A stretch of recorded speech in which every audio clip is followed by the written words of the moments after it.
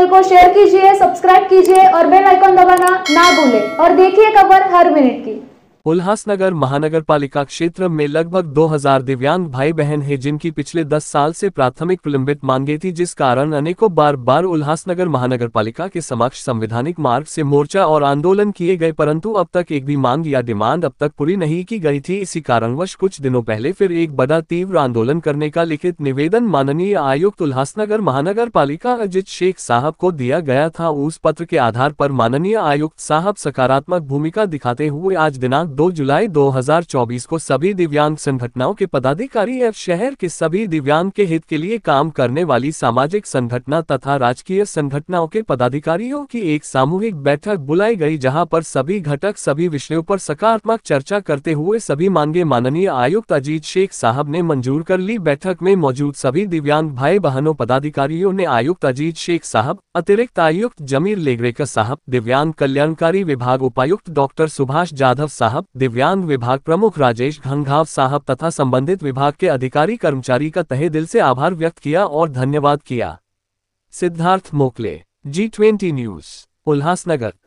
आपल्याकडे दिव्यांगांच्या काही संघटना कार्यरत आहेत आणि त्यांनी विविध विषयांची मागणी आपल्या महापालिकेमध्ये केलेली होती आणि त्या अनुषंगाने आज मी त्यांची सर्वांची बैठक घेतली। त्यामध्ये जवळपास 4-5 विविध संघटना व त्यांचे पदाधिकारी उपस्थित होते आणि त्यामध्ये त्यांच्या वेगवेगळ्या मागण्या होत्या। एक तर एक कमिटी स्थापन करावी ज्यामध्ये दिव्यांग संघटनांचे प्रतिनिधी असतील, त्यानंतर महापालिकेचे अधिकारी वर्ग वगैरे असतील, त्याप्रमाणे आम्ही ती कमिटी बनवण्याचं निश्चित केलेलं आहे। त्यानंतर परिवहनच्या सेवेमध्ये त्यांना सवलत द्यावी अशा प्रकारची मागणी केलेली होती। त्यावरती सुद्धा आम्ही सकारात्मक असा निर्णय घेतलेला आहे। नंतर पेन्शनची जी रक्कम आहे इतर महापालिकामध्ये किंवा नगरपालिकामध्ये जास्त आहे, म्हणजे अंबरनाथ नगरपालिकेमध्ये 2500 आहे किंवा कल्याणमध्ये 2500 आहे, अशा प्रकारची त्यांनी माहिती दिलेली होती।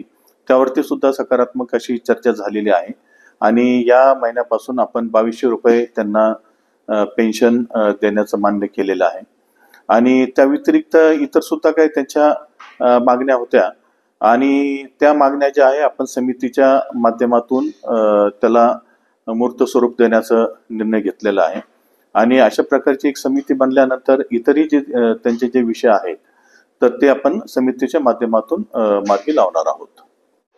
अनेक वर्षापासून दिव्यांग विभागाच्या उल्हासनगर शहरात दिव्यांगांच्या अनेक विविध मागण्या होत्या।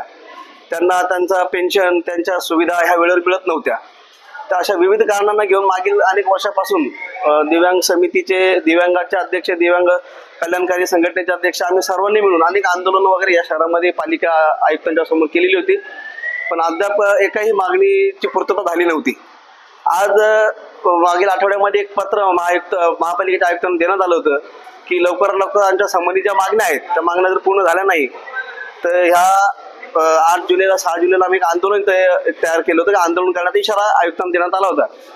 मग आयुक्तांनी आमची 2 तारखेची आज बैठक घेतली। सर्व संघटनेच्या पदाधिकाऱ्यांना, ज्या विविध संघटना आहेत त्यांना एकत्रित करून आमचे आयुक्त, महानगरपालिकेचे आयुक्त यांनी एक सकारात्मक आमची बैठक घेतली। त्या बैठकीमध्ये विशेष मुद्दे होते आमचे की पेन्शन 1500ची पेन्शन वाढून 2500 करण्यात यावी, त्याला देखील आयुक्तांनी मान्यता दिली। त्याच्यानंतर सर्व दिव्यांग बांधवांना ज्या महानगरपालिकेची परिवहन सेवा आहे त्याच्यामध्ये मोफत प्रवासाची सुविधा मिळावी, त्याला देखील आयुक्तांनी मान्यता दिली। त्याच्यानंतर सगळ्या दिव्यांग बांधवांना महानगरपालिकेच्या मार्फत एक ओळखपत्र, त्यात सर्व इत्यंभूत माहिती त्या दिव्यांगाची असावी, लाभार्थ्याची असावी, त्याची देखील मान्यता आयुक्त साहेबांनी दिली।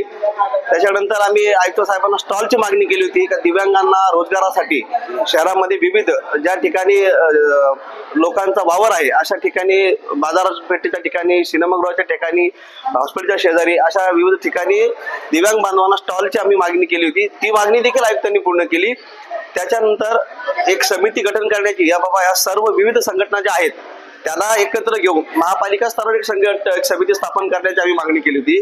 आयुक्तांनी ती देखील मान्य केल्यामुळे आम्ही सर्व दिव्यांग बांधवांच्या सोबत सहकार्य करणारे आमचे जेवढे सामाजिक संस्थेचे कार्यकर्ते, पक्षाचे कार्यकर्ते, आम्ही सर्वांनी मनापासून माननीय आयुक्तांचे आभार मानतो की खरंच अशा आयुक्तांमुळेच एवढ्या 10 वर्षाचे निर्णय आज मार्गी लागलेले आहेत आणि त्यांनी आज मान्यता दिलेली आहे की सर्व दिव्यांग बांधवांच्या ज्या काही समस्या आहेत त्याच्यामध्ये एक दिव्यांग बांधवांचं एक दिव्यांग भवन उभारण्याची देखील आयुक्तांनी मागील 2 वर्षापासून प्रयास केले, तर त्याला देखील मान्यता दिली व ती लवकरात लवकर ते दिव्यांग भवन उभारण्यात यावं या पद्धतीचे आदेश आयुक्त साहेबांनी दिले. आणि त्याच्या जर अकाउंटमध्ये यांचे जे पैसे उशिरा जायचे, कधी 10 तारखेला कधी 20 तारखेला, तर त्याच्याबद्दल देखील अकाउंटच्या विभागांना विधी विभागाच्या आपल्या अकाउंट लेखा विभागाच्या अधिकाऱ्यांना कडक निर्देश आयुक्तांनी दिले. त्याच्याबद्दल आम्ही मनापासून सर्व आयुक्तांचे आभार मानतो आणि आयुक्तांनी सर्व मागण्या मान्य केल्या. त्याच्यामुळे आम्ही सर्व आजच्या बैठकीचे जे